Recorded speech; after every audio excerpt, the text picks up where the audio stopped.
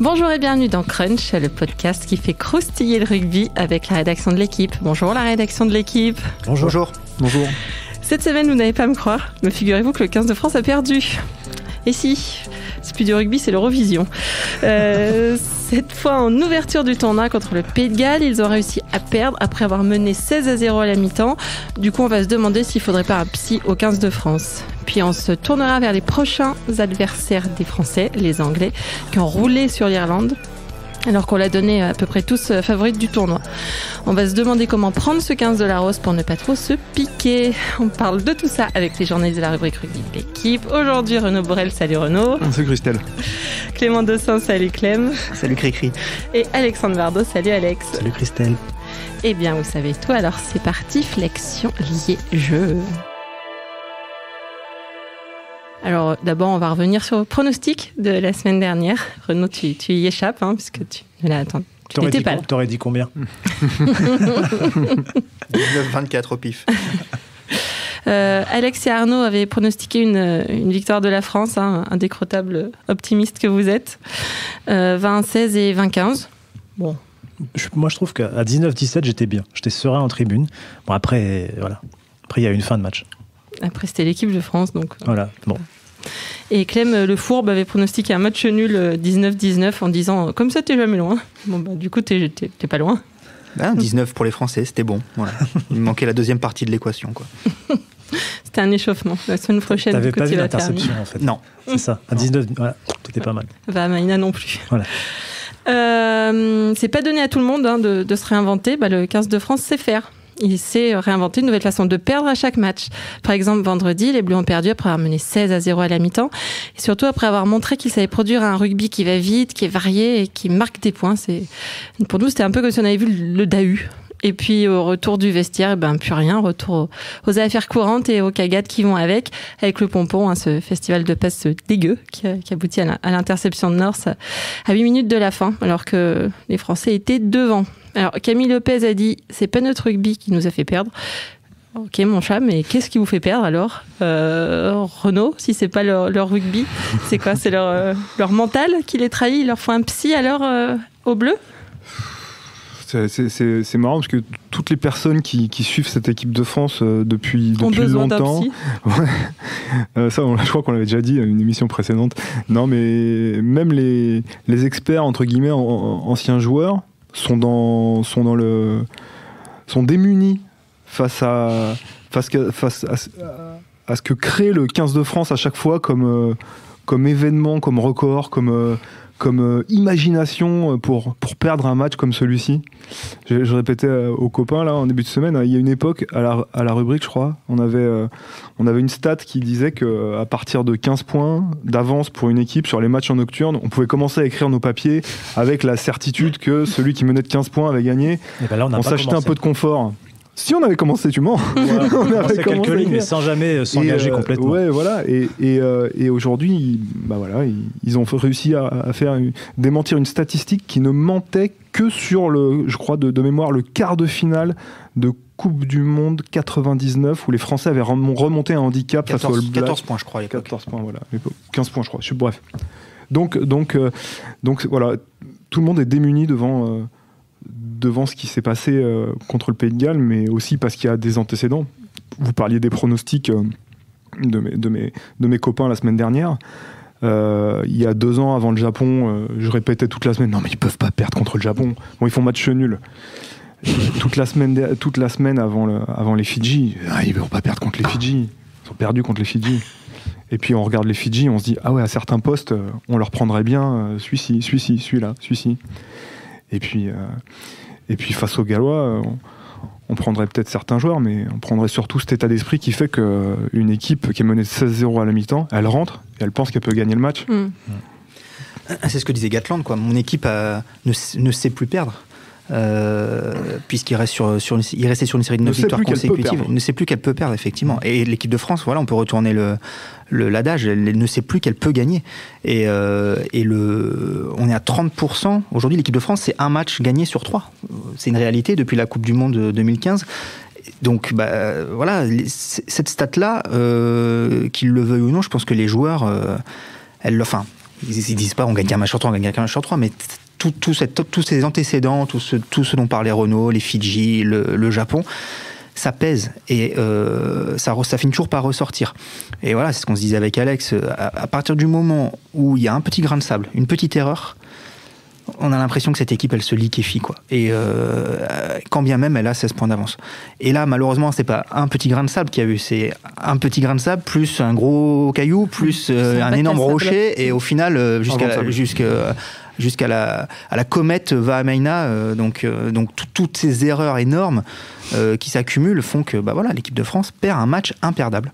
Et pour répondre à la question, oui, l'équipe de France a besoin d'un psy. Enfin, en tout cas, l'équipe de France a besoin, je pense, urgemment de faire le constat qu'il y a un problème mental. Et ils le font là, ils commencent à le faire, Alex. À demi-mot. Hein. Ouais, Brunel, il a dit, il est peut-être vrai que mentalement, l'accumulation de ces situations fragilise le groupe. En fait, oui.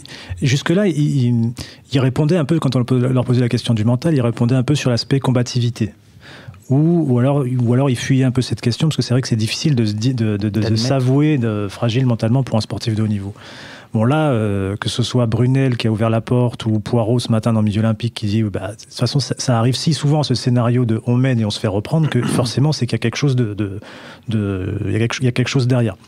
Donc là, on sent qu'il commence à ouvrir cette porte-là.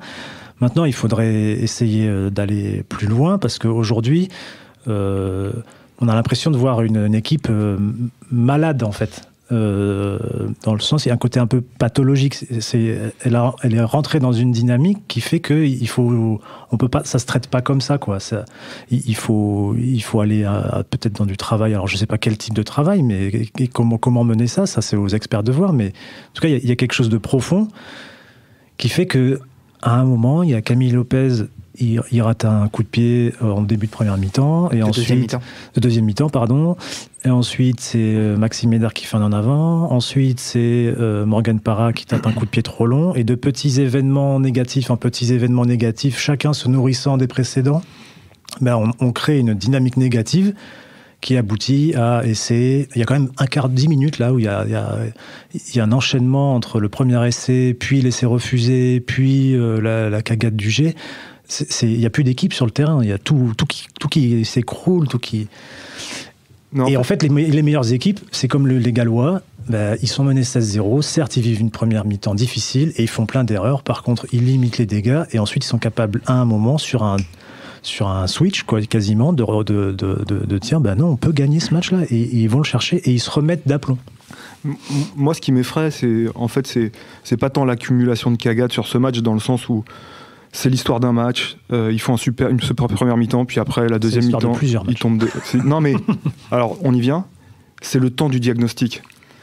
Aujourd'hui, vous avez un manager, alors il est arrivé en cours de route, bon, il a changé la façon de manager, donc on avait un père sévère, on est passé à un gentil grand-père, qui traite bien les mecs, mais c'est une équipe de France qui a pris 60 points en quart de finale de la Coupe du Monde en 2015. Il n'y a rien à dire sur le fait qu'elle perde, mais elle prend 60 points. Voilà. Donc c'était déjà une défaite historique qui devait appeler à un rebond mental sur plein d'autres aspects du rugby français, mais qui devait appeler à ce que les joueurs de l'équipe de France vivent plus ce genre d'humiliation. Et derrière, il y en a eu d'autres, on les a évoqués. Mais ils ont quelqu'un pour s'occuper de leur tête ou... Individuellement, il y a des joueurs qui sont suffisants, qui voient des préparateurs mentaux. Comment on peut expliquer que Maxime Médard, face à Basse, il fait un geste quand il fait dégueuler le ballon dans l'embut qui est un geste défensif extraordinaire, mais qui implique une psychologie, un mental, il serait pas capable d'avoir les mêmes réflexes en équipe nationale. Et c'est à ça que je voulais en venir quand tu dis que... Ça n'a pas de sens. Alex, il dit l'équipe, elle est malade, et je pense que c'est ça en fait. C'est-à-dire que je pense que s'il y a une sorte de déni aujourd'hui de l'équipe de France, c'est parce que les mecs individuellement, c'est des compétiteurs. Ils le prouvent tous les week-ends en club. C'est pas des chiffres molles. Parra, c'est pas des trompettes, les types. Et donc, ils ont certainement qu'ils pensent pas avoir de problème mental individuellement. Mais là, il faut sortir de cette dimension individuelle. C'est vrai qu'il y en a qui sont suivis par des préparateurs mentaux individuellement. Mais là, c'est l'entité équipe de France qui est malade. Il n'y a pas dans le staff de l'équipe de France, il n'y a pas de préparateur mental. Non, parce qu'il y a encore, je pense, parce que d'abord, c'est pas trop dans notre culture. Mais en novembre, Jacques Brunel, il a été interrogé là-dessus. Il a dit qu'aujourd'hui, grosso modo, il n'y avait pas pas le temps ou pas la structure plutôt en équipe de France pour le faire. Les autres équipes en ont. L'Écosse a fait appel pendant des années avec Vern Cotter à un préparateur mental français, Éric Blondeau. Donc en plus, il y a des gens. Denis Troche l'a fait. À Clermont, comme dans le foot, dans le vélo, je crois aussi. Enfin voilà, donc des spécialistes, il en existe. À une époque, l'équipe de France a appelé Ramos. C'était à l'époque Saint-André, juste avant la Coupe du Monde. Voilà, mais c'est toujours souvent sur des choses ponctuelles, quoi. Or là, le mal est tellement profond qu'on se dit, pourquoi se priver ? C'est quand même un aspect du jeu aujourd'hui qui est, c'est-à-dire résister à la pression, être capable de prendre des décisions justement sous pression. Enfin, toutes ces choses-là. Je pense que ça peut se préparer. On peut s'y entraîner de la même manière qu'on s'entraîne à taper des pénalités ou voilà. Donc c'est quand même dingue de pas y recourir. Je dis pas que c'est la solution miracle, mais ne pas nier ça, c'est nier, je pense, une grande partie de la performance. Et j'y reviens. Je pense qu'aujourd'hui, ça doit se traiter collectivement, quoi. C'est peut-être très, comment, je sais pas, je suis pas spécialiste, mais il faut soigner ce. Apparemment. Un feu de bois, une guitare. Voilà. Non, mais pourquoi pas des soirées chamallows, une grosse. Apparemment, ils préparent à l'entraînement des scénarios catastrophes, type il reste 5 minutes, on a 7 points à remonter, ou. Et donc il se va. Scénario à 14. Ça me trompé de scénario. Ils préparent des choses comme ça. Après, il y a des outils au-delà de la technique. Qui peuvent permettre à une équipe de se ressouder, de se recentrer. Il y a une image qu'on voit régulièrement, enfin pas si régulièrement que ça, parce que les Blacks, ils sont rarement en difficulté, mais quand même, on le voit parfois dans des moments compliqués. Quand ils prennent un essai, ils se mettent sous les poteaux, et c'est un truc tout bête, mais ils ont dû développer ça ensemble, là, avec peut-être un préparateur mental. Ils se mettent sous les poteaux, en cercle, et il y a un joueur, j'ai l'image de Ben Smith, qui regarde tout le monde comme ça, qui lève les yeux vers tout le monde, et il fait un signe de « on respire, on souffle ». Et c'est pas grand-chose, mais j'imagine que pour eux, ce petit geste-là, ça permet de réenclencher autre chose. Et c'est pas pour rien si depuis des années, ils arrivent à se sortir de situations incroyablement difficiles. Et le dernier exemple, je crois, en Afrique du Sud, ils sont menés, cet été, où ils sont menés, ils marquent 2 essais dans les 5 dernières minutes. À un moment, certes, leur confiance, elle est nourrie par la victoire, mais ils ont aussi cette capacité à se recentrer, à aller chercher les choses essentielles, mentalement, et à se dire oui, c'est possible, on repart. D'accord, mais Alex, quand tu dis certes, leur confiance elle est nourrie par la victoire, mais elle n'est nourrie que par ça, et que effectivement quand ils sont en difficulté, eux ils peuvent je sais pas comment on dit, mais visualiser, oui, des moments où ils ont renversé des situations, ce qu'ils n'arrivaient pas à faire jusqu'en 2007, faut se souvenir, mais depuis, ils ont considérablement inversé mais donc ils ont ces situations dans leur bagage commun pour visualiser le moment où ils ont réussi des actions d'éclat, où ils ont renversé des situations, et je te dirais que les All Blacks aussi ont des préparateurs, un préparateur mental qui les aide pas à surpasser l'autre comme nous on aurait besoin, mais à se surpasser eux-mêmes et à se surpasser entre eux tant la concurrence est rude en interne. Donc ils ont quelque part un outil qui les aide à, je sais pas si je vais bien me faire comprendre, mais à porter leur excellence au-delà de leur excellence. Alors que nous, c'est une part de variable mentale qui, aujourd'hui, on viendrait surajouter de l'information à une masse d'informations qu'on n'arrive déjà pas à traiter. Oui, mais en même temps, sur le rugby qu'on veut jouer, pour commencer, qui a la parole d'évangile dans le staff et qui doit donner la ligne directrice. Aujourd'hui, le staff de l'équipe de France, c'est 5 intervenants dans la semaine minimum. On rajoute les prépas physiques. Vous allez rajouter un psy au milieu de ça. Enfin, ils font bien intervenir le fils de Jacques Fourreau sur l'aspect visuel, travail au niveau de la vision, etc. Pourquoi pas mais moi, par exemple, je suis convaincu qu'ils font des châteaux de gobelets le matin à Jeun pour je sais plus quoi, travailler l'éveil, la coordination, tout ça. Je suis convaincu que c'est des trucs. Pour le moment, c'est trop tôt pour cette équipe de France-là. Quand elle aura remporté un grand chelem et qu'elle maîtrisera parfaitement son rugby, on pourra passer à des choses supplémentaires. Oui, mais aujourd'hui, l'équipe de France, pour nourrir sa confiance, elle aurait besoin de gagner. Elle aurait besoin de gagner une fois, elle aurait besoin de gagner 2 fois. Elle a eu l'occasion cet automne, elle aurait pu battre les Fidji après l'Argentine en préparant mieux ce match, et ça lui aurait fait une deuxième victoire qui lui donne un peu de confiance. Mais bref, en tout cas, aujourd'hui, elle a qu'une voie, c'est la victoire. Or, pour gagner, un match ou 2 matchs, elle a besoin d'un aspect mental plus fort. Donc à un moment, il faut aller chercher cet aspect mental au dehors de la victoire en elle-même. Si tu comptes que sur la victoire pour te faire basculer dans une dynamique positive, tu risques d'attendre longtemps.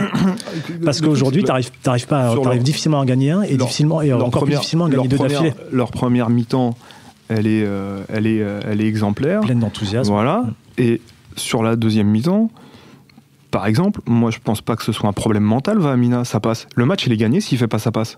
Je pense qu'il a les fils qui se touchent, qu'il est dans le rouge complet. C'est plus, par exemple, là, un problème physique. Et qu'il n'a pas la lucidité, et qu'il est dans une situation où il se dit si je fais une passe de plus, il y a une occasion d'essai.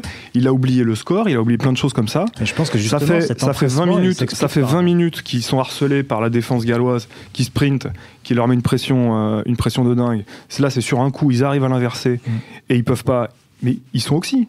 Oui, et donc ils font de mauvais choix aussi. Mais je pense qu'à ce moment-là, si Vahamaina, il a déjà ce problème de physique qui est le plus compliqué, avant de vouloir leur faire remonter des problèmes de l'enfance. Mais je pense que c'est non, mais c'est pas le problème de l'enfance en fait, c'est le problème de se recentrer sur des choses. On va parler de la formation après. Non, mais ce que je veux dire, c'est ce dernier ballon que Vahamaina joue avant lui sera un Lopez avec beaucoup d'empressement. Il le joue avec beaucoup d'empressement. Peut-être aussi parce qu'à un moment, ils ne sont pas centrés, ils ne sont pas dans la maîtrise du moment qu'ils sont en train de jouer. Ils sont à +2, ils récupèrent un ballon, ils font 2 passes de merde d'affilée. Et à aucun moment, il y a quelqu'un qui sort de la consigne et qui dit « Mais attendez, là, on mène de +2, on n'est pas pressé, il reste 5 minutes ou 10 minutes, je ne sais plus combien il restait. » Et il y a un empressement, je pense, qui a aussi une raison mentale. C'est... c'est la peur de gagner, c'est la peur de ce moment, de cette pression qui crée des erreurs, des mauvaises décisions. C'est le moment de nous parler de l'impuissance acquise, Alex. Ouais. Fameux concept. Non, mais on ne va pas développer, mais c'est un concept développé par un chercheur américain, albano-américain. Voilà. Ouais. Dans les années 60, qui dit que plus tu te confrontes à une situation et moins tu y réponds, grosso modo, plus tu te sens impuissant face à la situation quand elle se reproduit. Et bon, on est peut-être un peu face à ça avec l'équipe de France, là. C'est bien parce qu'on va pouvoir passer le podcast sur France Culture en même temps. Ouais, enfin, j'espère qu'ils sont quand même meilleurs pour expliquer ça sur France Culture que nous, parce que là... Je pense que personne n'a rien compris, là. Moi-même, j'ai eu du mal à me comprendre. On passe au deuxième sujet, du coup, et on accueille Fred Bernès, notre spécialiste irlandais, tout vert, qu'on applaudit. Bravo, bravo. Loser, merci. You're such a loser. Oh, c'est la première fois. Bienvenue dans notre monde. Le deuxième sujet, c'est l'adversaire des Bleus. Le podcast de la semaine prochaine n'aura jamais aussi bien porté son nom. Dimanche à Twickenham, le 15 de France a rendez-vous avec l'Angleterre pour le crunch. Alors certes, l'année dernière, les Français n'étaient pas en grande forme non plus. Ils ont battu les Anglais au Stade de France. Mais pour avoir regardé Irlande-Angleterre samedi, il me semble que c'était pas tout à fait la même équipe que celle qu'on a pu voir sécher l'Irlande chez elle, 32-20. C'est bien simple, Fred, on aurait dit la France en Irlande. Sérieusement, elle pouvait passer première nation mondiale après le tournoi et elle s'est fait découper en tout petits morceaux de trèfle par Farrell et son orchestre avec Venipoula à la batterie, Itoje à la basse, Slade à la guitare. Toi qui étais là-bas, Fred, c'était aussi impressionnant en vrai qu'à la télé? J'ai pas encore vu à la télé, mais oui, de ce que j'ai entendu, ça avait l'air assez impressionnant. Dans le stade, c'était pareil. Il y a beaucoup de choses qui étaient impressionnantes dès le départ. En fait, le début du match des Anglais, c'est quand même assez impressionnant. Tout de suite, ils mettent une pression incroyable sur les Irlandais, qui respirent pas du tout pendant 3-4 minutes. Ils prennent un essai ou d'1 minute 30. Après, il y a un carton jaune anglais, donc ça va un peu mieux. Et à ce moment-là, vers la 20e minute, même s'ils marquent pas de points pendant le carton jaune, je crois, on sent qu'ils commencent à mettre un petit peu en route ce qu'ils font d'habitude, des séquences, ils commencent à mettre leur rythme et tout, ils mettent un essai en force et on se dit ça va peut-être y aller. Et en fait ça marche pas du tout, c'est-à-dire que tout de suite après les Anglais reprennent le dessus et ce qu'a très bien expliqué Joe Schmidt, l'entraîneur irlandais après en conférence de presse, c'est qu'ils ont été complètement dominés physiquement, complètement étouffés et en fait les Anglais ont réussi à faire ce que beaucoup d'équipes avait l'air de dire, enfin, de faire comprendre que c'était pas si compliqué que ça, que cette équipe d'Irlande n'était pas non plus si dingue que ça, qu'on pouvait la contrer, mais personne n'y arrivait. Et là, enfin, moi, j'ai eu l'impression que les Anglais, eux, ils ont fait exactement ce qu'il fallait pour les empêcher de jouer, tout en jouant eux-mêmes, parce qu'ils ont quand même mis 4 essais. Donc oui, alors après, ces performances défensives énormes. énorme avec plein de joueurs à 18, 19, 20, 27 plaquages, même 2 joueurs. C'est des records pour l'Angleterre dans le tournoi. Un numéro 10 qui joue à la perfection au pied, qui est un leader parfait, et puis des 3/4 derrière qui font des passes fabuleuses, des passes sautées, même des passes sautées très très chouettes. Ça ressemble à quoi ? Une passe sautée. Comment vous expliquer ? Donc voilà, donc c'était vraiment impressionnant. Après, j'ai quand même l'impression que l'Irlande a complètement perdu les pédales. Et que donc ça va être intéressant de voir aussi comment l'Irlande va rebondir après ça.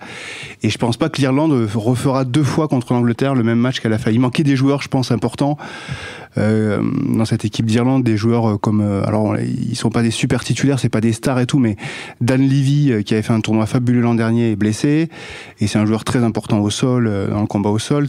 Tyburn qui est un 2e ligne, qui joue au Munster, qui est très très fort et qui va leur faire beaucoup de bien. Il leur manquait des joueurs pour avancer. On a bien vu que Stander, qui d'habitude est un 8 qui avance, il n'a pas du tout avancé, il a fait reculer tout le match. Donc ils ont joué à reculant tout le match, quoi.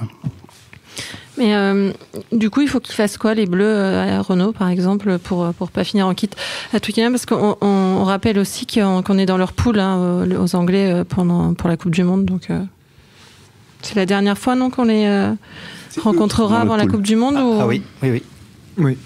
Qu'est-ce qu'il faut qu'il fasse ? Appelez un psy. Vous y tenez à votre psy. Hein. Ça te ferait du bien, Renaud, toi aussi. Si, sans doute. Mais moi, j'ai pas besoin de courir 80 minutes. Qui court déjà 80 minutes au même rythme, et ensuite... Bon, bref. On va pas refaire le débat. Non, il y a quelque chose d'important avant ce match, c'est que je pense que les Français vont aller à Twickenham avec la trouille. Et ça, en général, ça limite les risques de démobilisation, de déconcentration. Et c'est une constante, même avec cette équipe-là, quand même, elle prend moins de fessées quand elle a très peur que quand elle a été humiliée, que quand elle est pleine confiance, ou voilà, si elle avait battu 33-0 les Gallois et que les Anglais avaient perdu en Irlande, on s'inquiéterait davantage. Ouais, peut-être. En tout cas, du risque de. Là, elle va avoir peur. Ensuite, qu'est-ce qu'elle peut faire ? Essayer de répéter la même première mi-temps, ce serait déjà bien. Ensuite, rivaliser dans l'intensité que les Anglais vont mettre, s'ils parviennent à mettre la même contre l'Irlande. Aujourd'hui, vu ce que je pense de la préparation physique des Bleus, je pense que ça va être difficile. Et l'idéal, ce serait de réussir à faire jouer les Anglais, que les Français fassent jouer les Anglais à leur tempo à eux. En ralentissant le jeu, et en jouant les ballons de récup. En jouant les ballons de récup, voilà.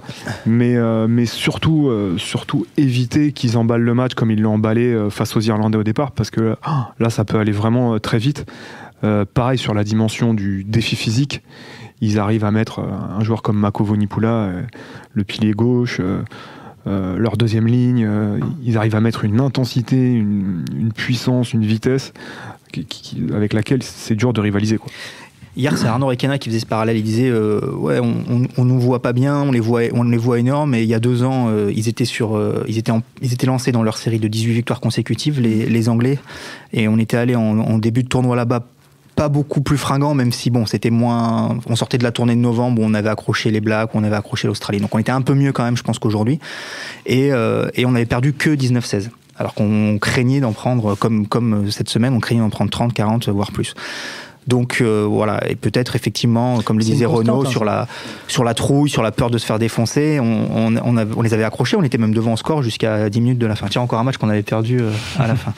Et, mais ouais, moi je crois qu'il va falloir laisser pas mal le ballon aux Anglais en fait.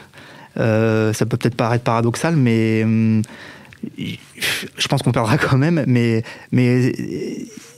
je pense qu'une de nos rares portes de sortie, ouais, c'est les turnovers, c'est les ballons de récup. Je ne nous vois pas capables, nous, d'imposer un jeu. Quand je vois que l'Irlande, qui est pourtant l'équipe au monde qui maîtrise le mieux son propre jeu, se faire défoncer comme elle s'est fait défoncer par la défense anglaise, je suis pas sûr que nous, garder les ballons, ce soit la solution. Parce que c'est aussi une équipe, l'Angleterre, qui a des pattes derrière, qui peut jouer les turnovers remarquablement bien. Donc voilà. Maintenant, un autre point stratégique, je pense, sur lequel il va falloir être ultra vigilant, c'est bien répondre à la qualité du jeu au pied anglais. ils ont été monumentaux. Fred parlait de Farrell, mais monumentaux. Sur le jeu au pied. Farrell, évidemment, comme ma grand-mère, elle est monumentale. Slade qui apporte une solution aussi là-dessus. Daly qui est aussi un drôle de joueur. Là, il y a le petit à suivre, je me souviens, pour son propre essai d'ailleurs, parce que c'est lui qui le récupère derrière après l'erreur de Stockdale. Donc voilà, ils ont mis sous pression permanente le troisième rideau irlandais. Et quand on voit, nous, notre troisième rideau, qui est bon globalement, mais il y a eu la cagade du G, qui est un truc qui ressort comme ça fortement. Voilà, il va falloir être très très vigilant là-dessus. Et en ce qui concerne les joueurs, là, on parlait de Ntamak par exemple, qui pourrait se retrouver face à Tulagi, ce qui est quand même de l'ordre des choses qui peuvent inquiéter. Il lui rend 25 kilos. Ouais, mais après Ntamak, cette question-là se posera dans tous les matchs en fait. Quand ils joueront contre l'Irlande, Ntamak face à Aki, c'est dangereux. Donc là, c'est Twilagi. C'était déjà le cas là avec Davis et Parks qui sont deux tanks.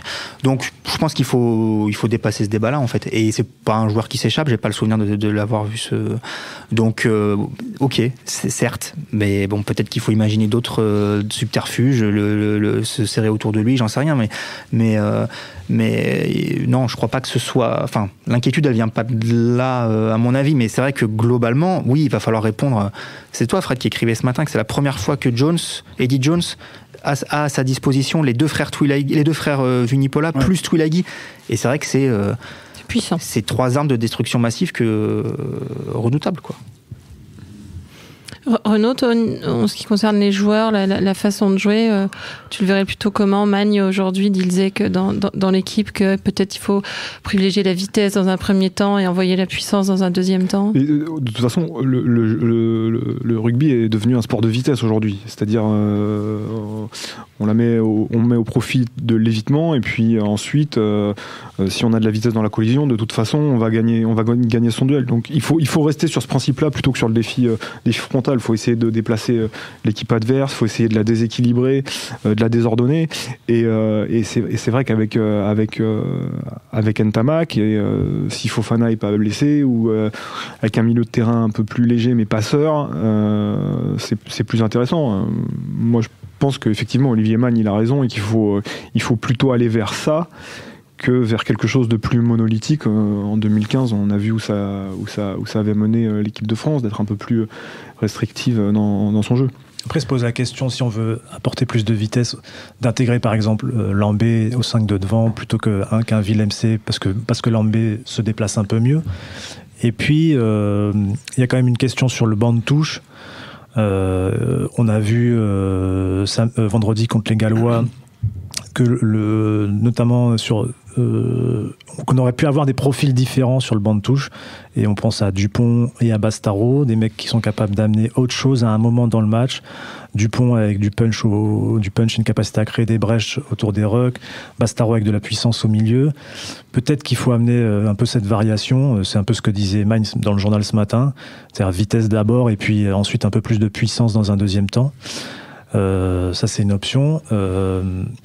Après, on en revient toujours à la même chose. Est-ce qu'on a cette capacité à imposer un jeu de vitesse sur toute la durée d'un match? Le match de vendredi montre plutôt que non. En préambule, c'est avoir un joueur capable de ralentir le jeu, d'empêcher les Anglais. Aujourd'hui, ça correspond peut-être plus à nos forces et à notre. C'est difficile à faire. C'est pas.